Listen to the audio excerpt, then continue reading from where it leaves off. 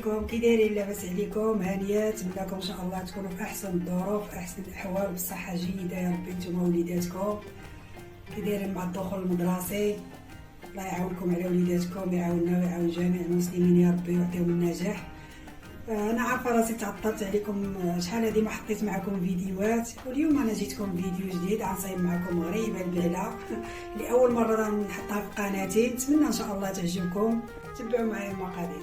دي كاس ديال الزنجلان مغسول ومنقي وحمرته شويه في المقله، كاس ديال اللوز كما كتشوفوا قطعته بهذا التشكيل هذا، عندي قريصه د الملح، عندي ربعه السكر كلاصي اللي هو السكر الثقيل، عندي كيلو ديال الفرص ديال الحلويات، عندي 3 ديال الخمارات ديال الحلويات كما كتشوفوا، عندي نص كيلو ديال الزبده حيوانيه ذوبتها حتى ولات على شكل بوماد ودرتها في الثلج شي شويه، درتها في الثلاجه وملي خرجتها ذوبتها وحيت داك الحليب ديالها ودرتها في الثلاجه شي شويه تبرد، وملي خرجتها من الثلاجه الحليب عاوتاني اللي طلقت ليا. راكم عارفين الزبده حيوانيه تطلق ضروري الحليب، ودابا شو كي ولات على شكل بوماد هانتوما كما كتشوفوا. نص كيلو حيت هي اللي تتجي في غريبه الصراحه زوينه، تتعطيها واحد المذاق هائل. ديال السكر كلاصي انا مغربله،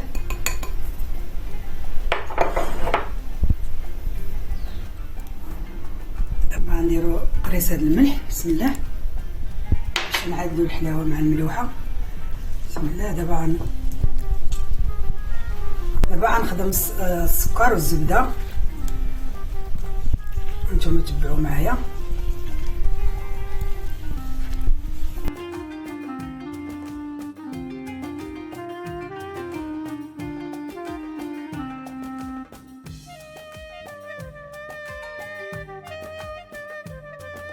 السكر والزبده تولاو على شكل كريم، ودابا ان شاء الله غنبدا نضيف الطحين بشويه بشويه. دابا ندير الخميره هي الاولى،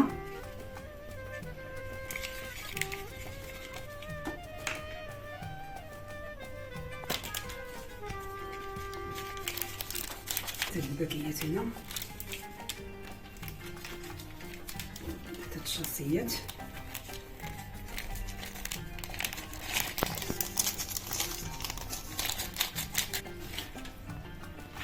الطحين ديجا مغربلاه من قبل. بسم الله. غنبقى نهز الطحين وغنبقى ندير شويه بشويه تدريجيا.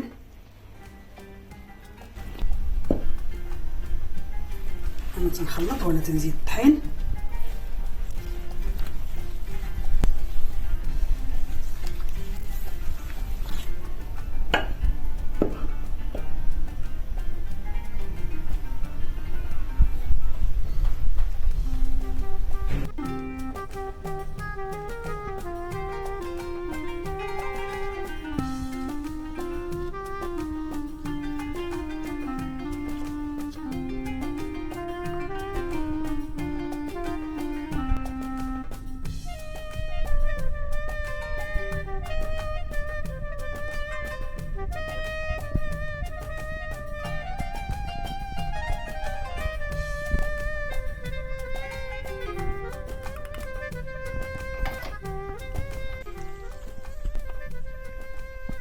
غنزيد غير الطحين هذا، غنديرو شي كله.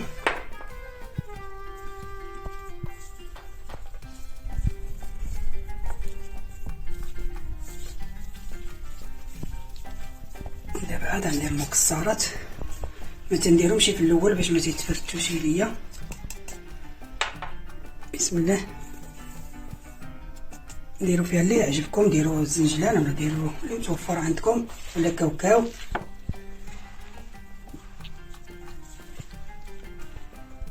هي تتبغي عليك شي شويه.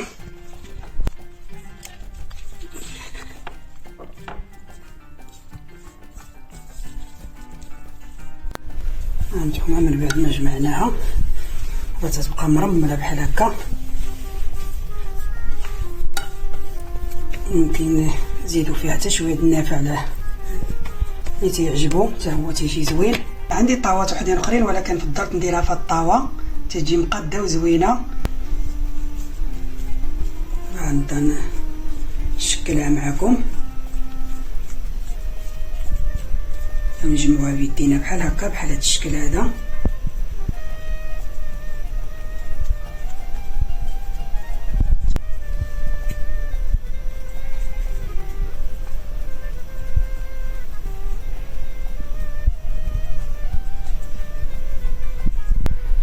نديروها بحال هكا ونبركو عليها شي شويه. ملي تنبغيو نديروها في الطاوه نديرو ديك اللعيبه ديال هكا ونحطوها هنا، حيت هي اصلا تتكبر.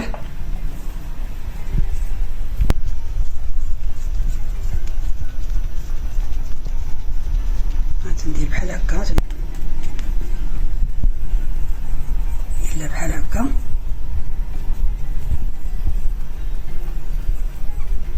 نجي للوسط ونبرك عليها غير بشويه.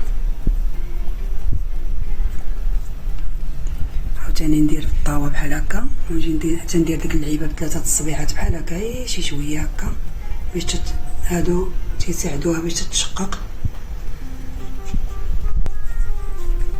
وديجا نكونوا مشعلين الفران حتى نطفيوه ونخدموا الفران العافيه الفوق حتى تتشق لينا الفوق مزيان. عاد تنخرجوها نديروها تكمل الطياب ديالها.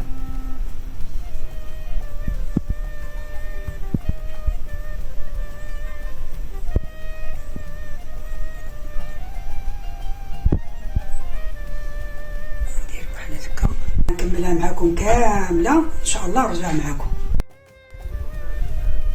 انا شكلت هاد الطاوه، ومن بعد ملي طيب عاد نصايب وحده اخرى العجينه اللي باقا ليا ديك الساعه نعاود نطيبها. غنسخن الفران على 140 درجه حتى تيسخن مزيان، نطفي البوطه ونشعل ليه الضوء من التحت، نشعل ليها الضوء من الفوق حتى تتشقق مزيان، ونطفي الضوء عاد نردها لتحت طيب.